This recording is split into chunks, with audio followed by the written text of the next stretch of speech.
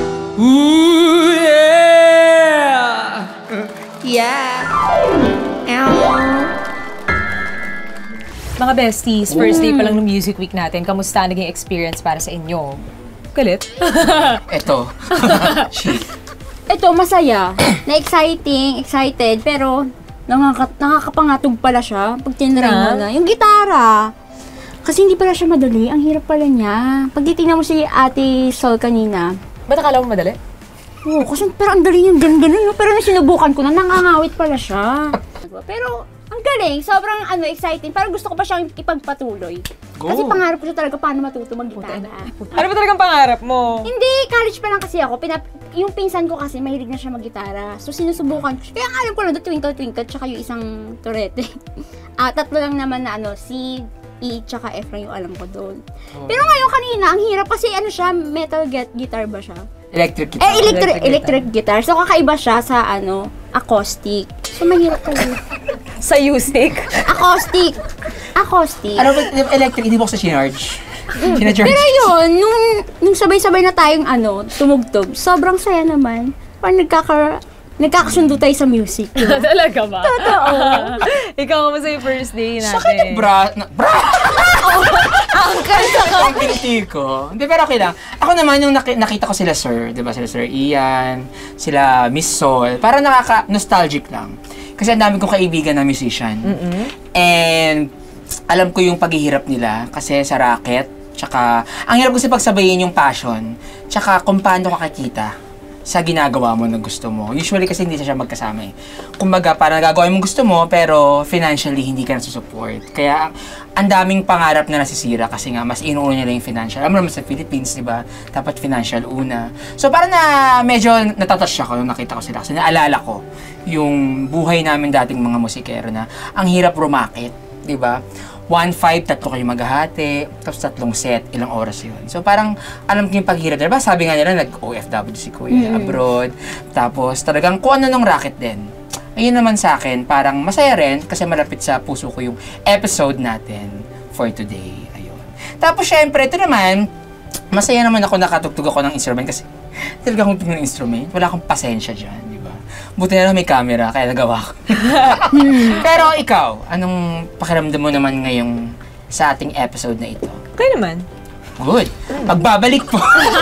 Hindi, anong mo? Kakatuwa naman kasi finally nagkaroon na ng formal training in a way. Yes. Kasi before parang lumaki ako na sinusubukan ko lahat ng instruments. Naghahanap ako ng tutorial sa YouTube. Pero alam mo yun, ngayon ko nalaman na mali talaga. Mali yung ganon. Kasi kung gusto mong matuto, you have to learn the proper way of doing it, diba? Pero na-happy ako kasi finally, masasabi ko nang naturuan ako ng legit na teacher.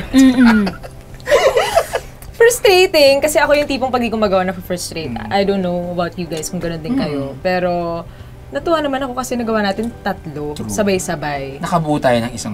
Correct. Alam mo yung naitawid natin. Yes. So...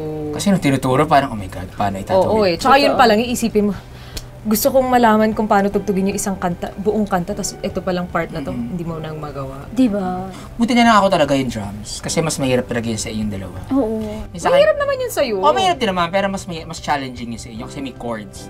Ako kasi, beat lang. Pero Bessie, sagawa naman natin, di ba? Naitawid natin itong first day ng Music Week natin. So, ibig sabihin, #MusiqueroGoChill! Pero unang araw pa lang to, maraming salamat sa School of Rock at sa mga musicians na talagang nagtiyagang magturo sa atin. Buong linggo, marami pa tayong tunog na mapapakinggan at beat na sasabayan. Abangan niyo yan dito lang sa #Mangos! Yes! We rock you! Rock you! Bukas, magko-compose tayo ng sarili nating theme song. Mangos. Da-da-da, bestie.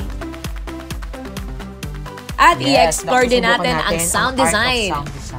Or tinatawag na Foley artist. So, ang gagamitin natin dyan is itong pintuan namin ng kotse. Parang nasa forest. Parang sa dahon. Ito yung dahon. Yung ganyan.